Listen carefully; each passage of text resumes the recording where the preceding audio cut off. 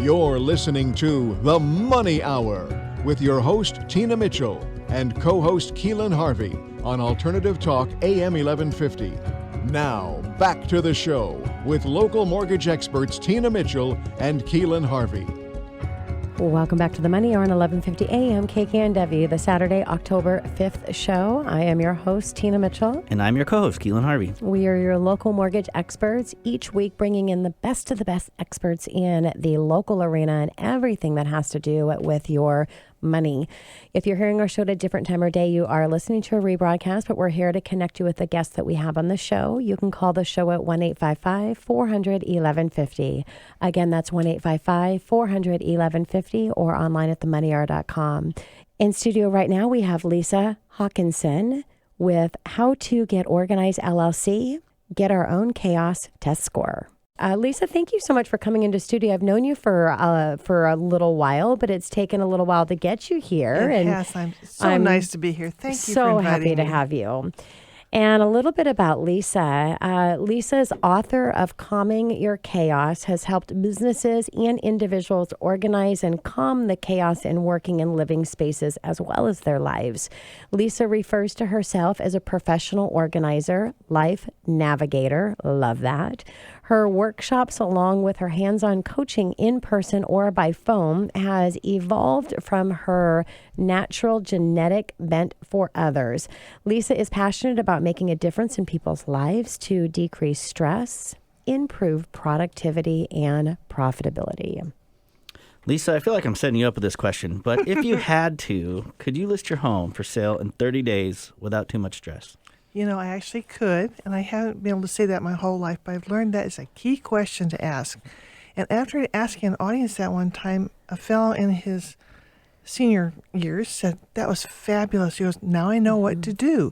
So that really has inspired people to get busy and do what they need to do and take care of things so they could move if they had to in 30 days, because life throws you curves. Yeah, it does. And if you can't pick up and move in 30 days, there's probably some chaos that's happening in the house. And if you have chaos in the house where you live, eat, and raise your family, there's chaos that's happening in all areas of your life, most likely.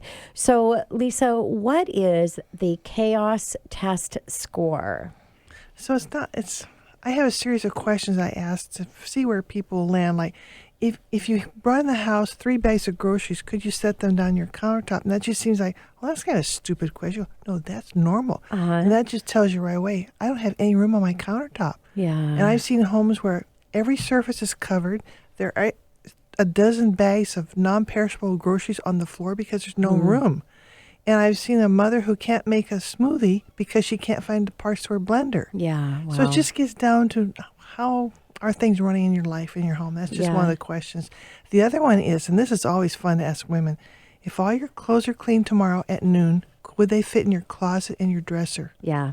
I get whiplashes on that. And one woman said, yeah, I could. She said so confidently. I said, well, how many dressers do you have? Which I've never said before. She goes, 3. And the women around her were just shocked. So I had to say, how many are you allowed to have? Yeah. How many more will you have? Yes.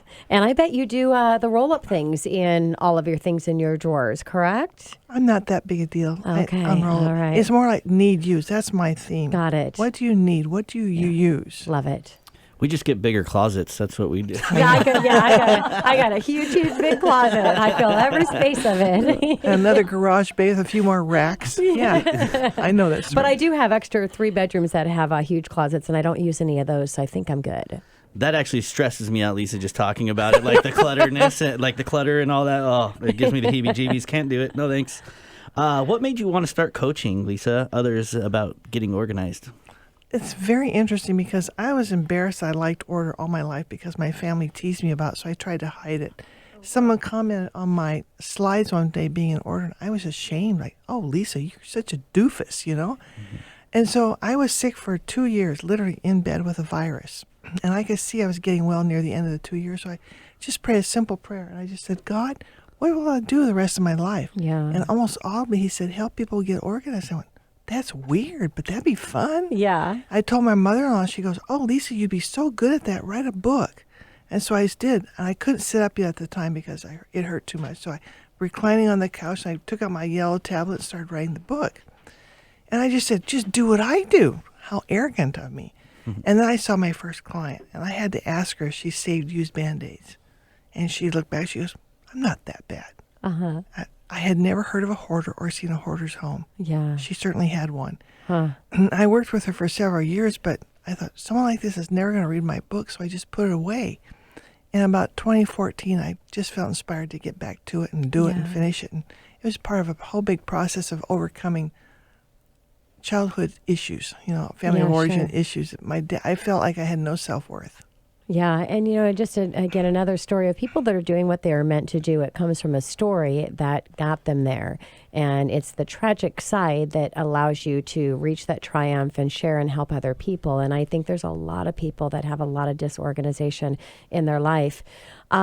Lisa, what about the benefits of what you talk about, calming your chaos?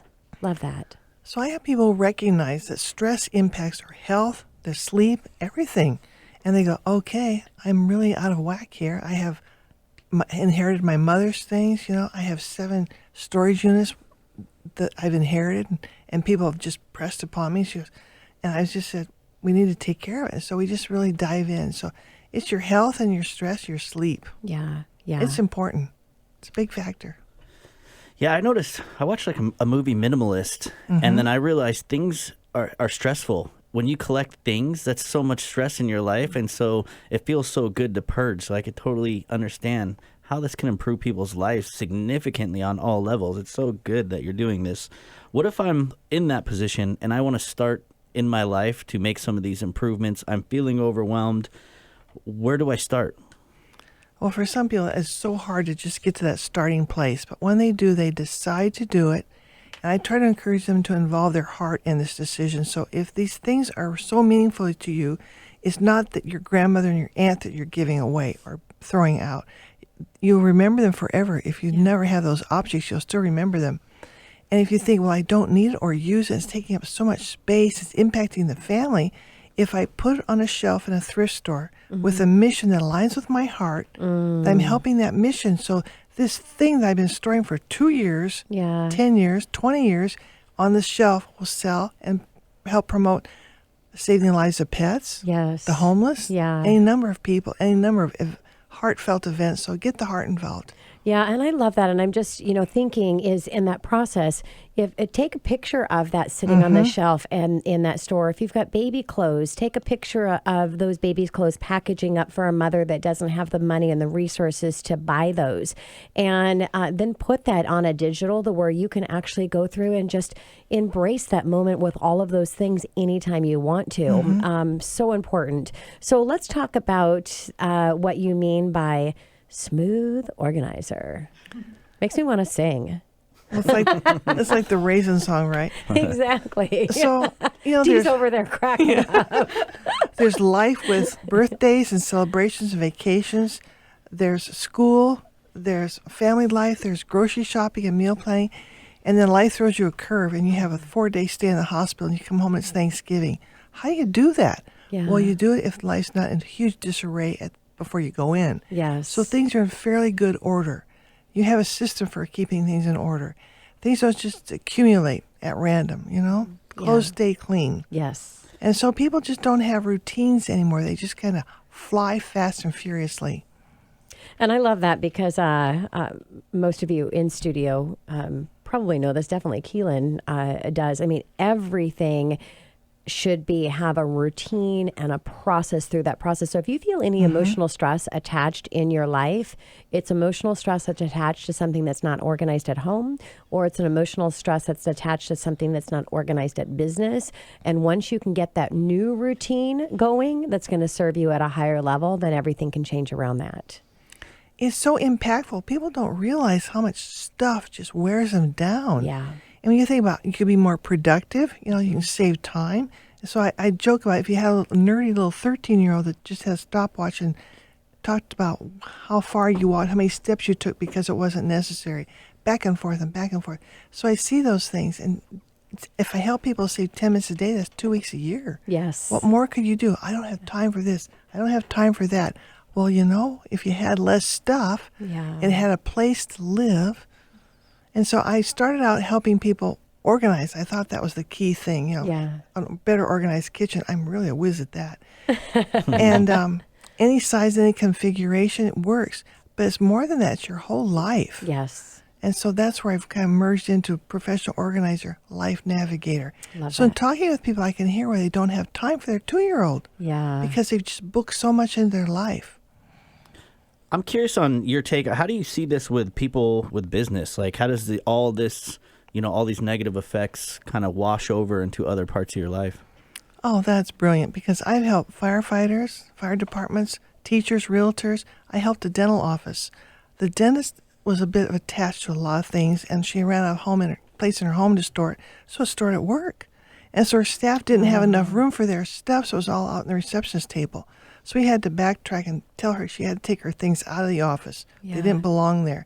And then the staff could get things in the proper place in the office, so it impacts the office, the personnel. Yeah. And how people use their desk drawers. Like, that drawer is not for your personal wardrobe, Yeah. a month of supplies. It's for things essential for your office work. Exactly. I am like such an organized person, Yeah, but you But what about that closet that we have in our office that I have like all kinds of things in that closet that is actually meant for more people? It's not my personal stuff, but it is a lot of things that we actually can get rid of. So I'm going to commit to the team, half of it being here in studio right now, that I'm personally going to clean out that office. So you've inspired me to take a little action there, Lisa.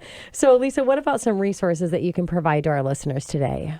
Well, you can email me and get 2 complimentary chapters of my book, Calming Your Chaos. Mm-hmm. And on my website, I have 6 really nice little sheets of paper that describe where to stage things. So if you're starting to downsize, a major downsize, and over there's a stash for donate, over there's a stash for sell, this is going to a new place, I have really pretty signs that you can put up. So when the family drops by, how can I help? I say, all right, let me direct you. Yeah. Go put that in the for sale pile.